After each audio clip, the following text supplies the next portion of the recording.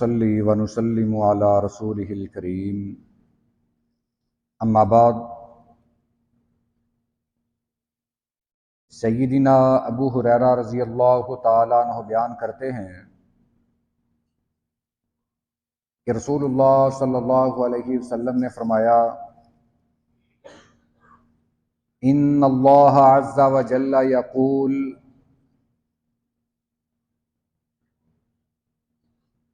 اللہ تعالیٰ فرماتے ہیں، انا عند ظن عبدی وانا معہ اذا دعانی،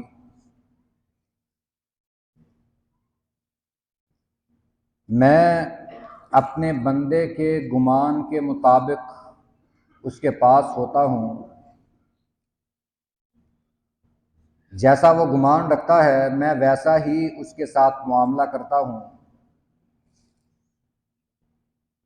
اور جب وہ مجھ سے دعا کرتا ہے، مجھے پکارتا ہے تو میں اس کے ساتھ ہوتا ہوں۔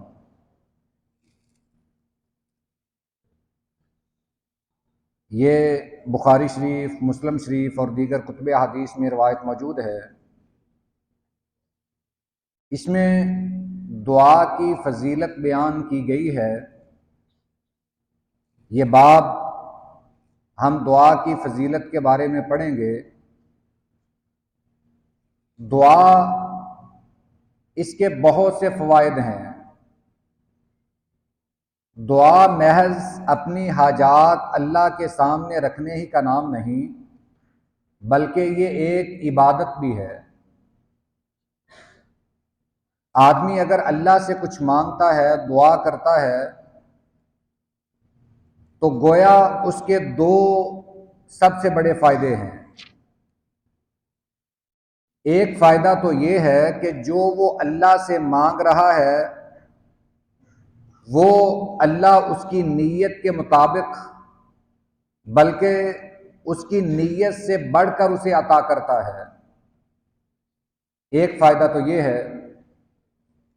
دوسرا فائدہ یہ ہے کہ آدمی کو وہ چیز بھی مل جاتی ہے اور یہ دعا اس کی عبادت بھی شمار ہوتی ہے۔ جیسے ہم نے نماز پڑھی ہے، یہ بھی عبادت ہے۔ قرآن کی تلاوت، یہ بھی عبادت ہے۔ دیگر جتنے بھی اعمال ہیں، صدقہ خیرات ہے، روزہ یا دیگر جتنی عبادات ہیں، اسی طرح دعا بھی ایک عبادت ہے۔ اب دوسری بات یہ ہے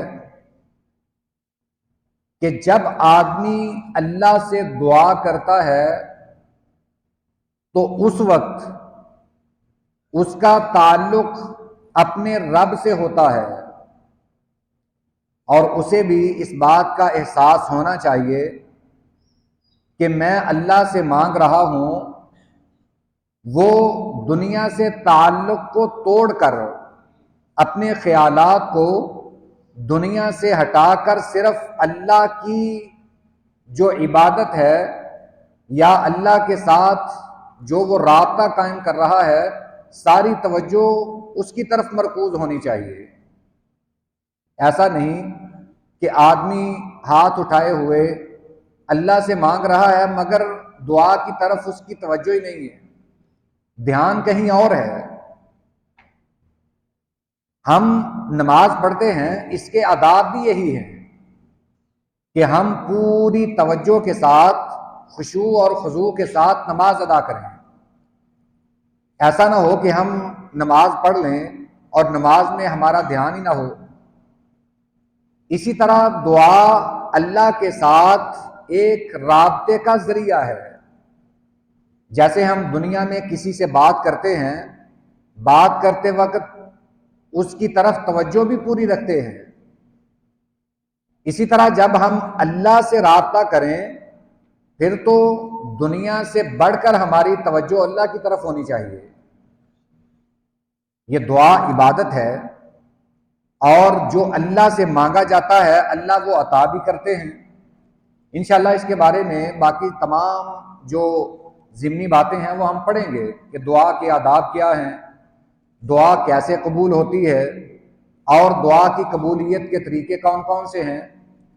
تو ہمیں آج یہ سمجھنا ہے کہ جب ہم دعا کرتے ہیں تو ہمارا رابطہ اللہ سے جڑ جاتا ہے، ہم اللہ کے دربار میں حاضر ہوتے ہیں، اس لیے ہماری پوری توجہ دعا کی طرف ہونی چاہیے، اور ہم اپنے ذہن میں پورے احساسات میں یہ رکھیں کہ ہم اللہ سے باتیں کر رہے ہیں۔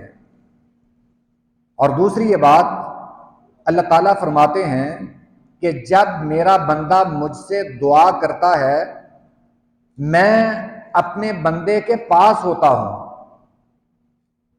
یہ بات تو قرآن کریم میں بھی ہے، نحن اقرب الیہ من حبل الورید۔ اللہ تعالیٰ فرماتے ہیں کہ ہم انسان کی ورید سے بھی زیادہ قریب ہیں۔ ورید کہتے ہیں یہ شاہ رگ کو، ہم انسان کی شاہ رگ سے بھی زیادہ قریب ہیں۔ انسان یہ گمان بھی نہیں کر سکتا کہ اللہ اس کے کتنا قریب ہے، اور ہم یہ سمجھتے ہیں کہ ہم دعا کے لیے کسی کا واسطہ ڈال دیں، کسی کا وسیلہ ڈال دیں، ہو سکتا ہے اللہ ہماری سنتا نہ ہو۔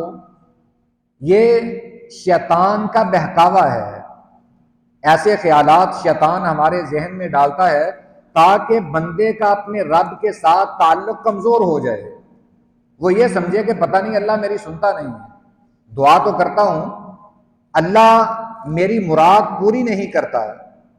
یہ شیطان اس کے ذہن میں طرح طرح کے خیالات بٹھاتا ہے۔ بعض اوقات انسان یہ سمجھتا ہے کہ میری دعا اللہ میرے گھر میں نہیں سنے گا تو میں مسجد میں جا کر دعا کرتا ہوں، اور کئی مسجد سے بھی آگے کہ میں اپنا شہر چھوڑ کر کسی دوسرے شہر میں جا کر دعا کرتا ہوں۔ آدمی دور دراز کا سفر اس لیے کرتا ہے کہ وہاں پہنچ کر اگر میں دعا کروں گا تو اللہ میری دعا کو زیادہ سنے گا۔ ایسا ہرگز نہیں ہے۔ آپ جہاں بیٹھے ہیں وہیں اپنے رب کو اپنے دل میں پکاریں، اللہ آپ کے دل کی پکار بھی سنتا ہے۔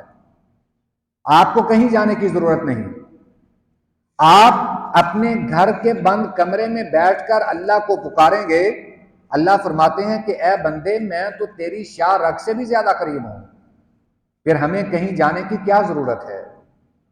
یہ حدیث مبارکہ ہمیں یہ سبق دیتی ہے کہ جب اللہ تعالیٰ کے بارے میں گمان کیا جاتا ہے کہ یہ اللہ ہی دے گا، پھر اللہ فرماتے ہیں کہ میں اپنے بندے کو دیتا ہوں۔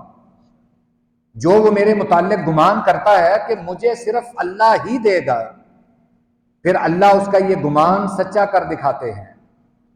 اسی طرح جب آدمی دعا کرتا ہے تو اللہ تعالیٰ فرماتے ہیں کہ میں اس کے پاس ہوتا ہوں۔ لہٰذا ہمیں اس بات کا احساس ہونا چاہیے کہ ہم جب دعا کرتے ہیں تو ہمارا تعلق پروردگار عالم سے ہے، اللہ رب العزت سے ہے۔ اللہ تعالیٰ ہمیں دعا زیادہ سے زیادہ کرنے کی توفیق عطا فرمائے۔ وآخر دعوانا ان الحمد للہ رب العالمین۔